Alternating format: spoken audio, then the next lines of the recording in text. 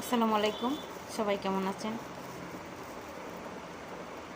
আমি বলতে চাই চ্যানেলের পক্ষ থেকে সবাইকে স্বাগতম।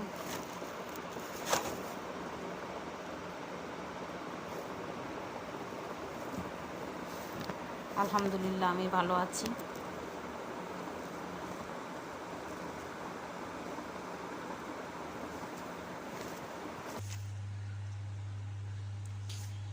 ভিডিওর টাইটেল দেখে হয়তো বুঝে গেছেন আজকে আমি আপনাদের সাথে কি সম্পর্কে কথা বলতে এসেছি। আমি কিন্তু জানি আমি যে কথাগুলো বলি সবগুলোই আপনারা জানেন, কিন্তু জানেন ঠিক আছে, কিন্তু আমার কথাগুলো শুনলে হয়তো আপনাদের এতটুকু উপকার হতে পারে, মানে জানা কথাগুলোই আপনাদের মনে মনে মনে আরও এক ধাপ, আপনাদের মনকে আরও এক ধাপ উন্নত করতে পারে। মানে এই কথাগুলো শোনার পরে হয়তো এই কথাগুলো নিয়ে ভাবতে পারেন, ভাবনার একটা বিষয় হয়। আর নইলে হয়তো ব্যস্ততার মধ্যে আছেন, এসব বিষয় নিয়ে ভাবার সময়ই হয় না। তাই বলবো, প্লিজ ভিডিওটা শেষ পর্যন্ত দেখেন, কথাগুলো একটু শুনে যান।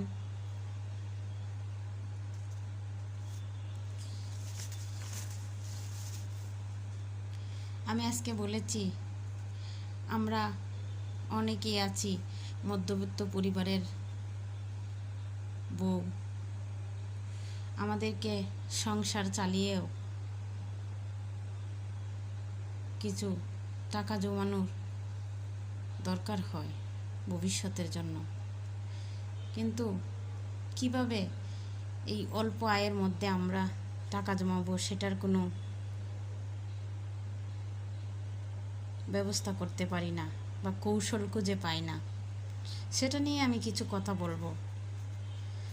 যদি ভালো লাগে প্লিজ চ্যানেলটা সাবস্ক্রাইব করে নেবেন, লাইক কমেন্ট শেয়ার করে পাশে থাকবেন। আপনাদের অনুপ্রেরণায় আমাকে এগিয়ে নিতে সাহায্য করবে, আমাকে সফল হতে সাহায্য করবে। আসুন প্রসঙ্গ কথায় বলেছি অল্প আয়ের সংসারে টাকা জমানোর কৌশল।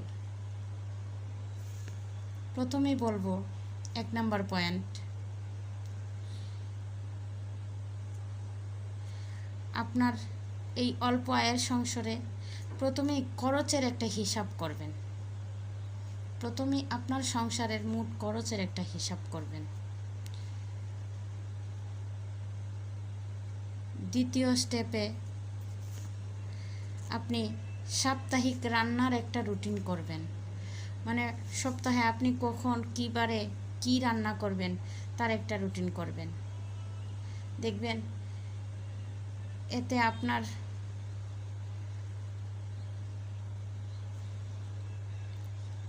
সংসার খরচের অনেকটা,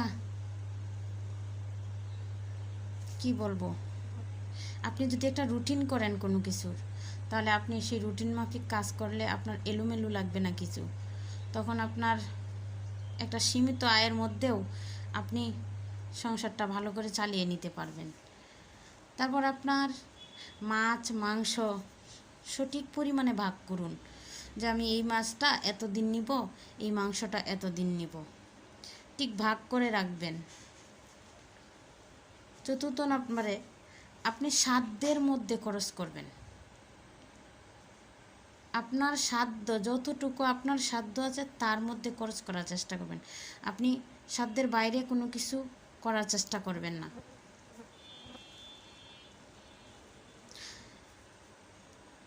5 নম্বরে আপনি অযথা টাকা খরচ করবেন না।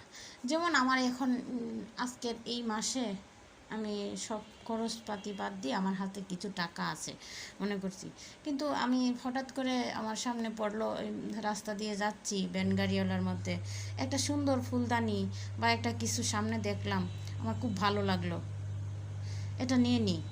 কিন্তু না, আপনি এটা করবেন না। তখন যখন আপনার এটা তো আপনার প্রয়োজন না, আপনার প্রয়োজনীয় খরচ ছাড়া অযথা খরচ যেটা করবেন না সেটাই আপনি জমাতে পারবেন। তারপরে আপনি বাইরের খাবার না কিনে খেয়ে ঘরে তৈরি করে খান। দেখবেন বাইরের খাবার যেটা বাইরে খাবেন সেটার দাম অনেক। 100 টাকার 200 টাকার খাবার আপনি বাইরে খেলেন, এটা দেখবেন আপনি ঘরে যদি তৈরি করেন এই খাবারটা 100 টাকার মধ্যে তৈরি করতে পারবেন। তাহলে আপনার এখানে 100 টাকা সেভ হয়ে গেল। সেজন্যই বলছি বাইরে খাবার কিনে না খেয়ে নিজে ঘরে তৈরি করুন, তাহলে দেখবেন এখানে অনেকটা সেভ হয়ে যাবে টাকার। বাচ্চাদের স্কুলে নিয়ে যান, বাচ্চাদের টিফিন নিজে বানিয়ে দেন, বাসা থেকে বানিয়ে দেন। বাইরে থেকে কিনে দিলে সেখানে অনেক খরচ পড়ে, কিন্তু টিফিন যদি বানিয়ে দেন তাহলে খরচটা কম হয়। এখানেও আপনার অনেকটা টাকা সেভ হয়ে যায়।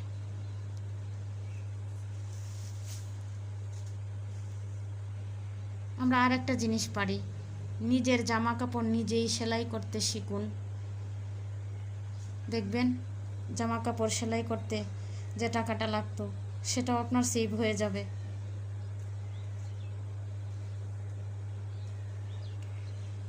বাচ্চাদের সব খাবার খাওয়াতে শেখান। অনেক বাচ্চা আছে এটা খাবো না সেটা খাবো না, তাহলে তার পেছনে অনেক এক্সট্রা খরচ হয়। কিন্তু আপনি ছোটোবেলা থেকে যদি শিখান এটা খেতে হয়, একটু একটু করে শেখান, বাচ্চাদের ছোটোবেলা থেকেই সব খাবার খাওয়াতে শেখান, তাহলে দেখবেন আর ঝামেলায় পড়তে হবে না। সব শেষে বলবো সব কিছু থেকে একটু একটু করে জমান। একটু একটু করে জমালে দেখবেন আপনার দিন শেষে অনেক টাকাই জমে গেছে। এভাবেই আমরা অভাবের সংসার খরচ চালিয়েও টাকা জমাতে পারি, একটু চেষ্টা করলেই হবে। বলতে পারেন বলাটা সহজ কিন্তু করাটা কঠিন। হ্যাঁ কঠিন, কিন্তু কঠিন কাজটা চেষ্টা করলে অবশ্যই পারা যায়। আপুরা, আমরা তো মধ্যবিত্ত পরিবারের বউ, আমাদের তো ঘরে থেকে কিছু একটা করতে হবে, সংসার কাজ করতে পারি না। এভাবে যদি কিছু টাকা জমাতে পারি সেটা না হয় সংসারের জন্য একটু উপকার হবে। আমার কথাগুলি যদি আপনাদের কোনো উপকারে আসে, কারো যদি একটু ভালো লাগে, প্লিজ চ্যানেলটাকে সাবস্ক্রাইব করে নেবেন, আমাকে এগিয়ে যেতে সাহায্য করবেন, লাইক কমেন্ট করবেন প্লিজ। সবাই ভালো থাকবেন। আল্লাহ হাফেজ। আসসালামু আলাইকুম।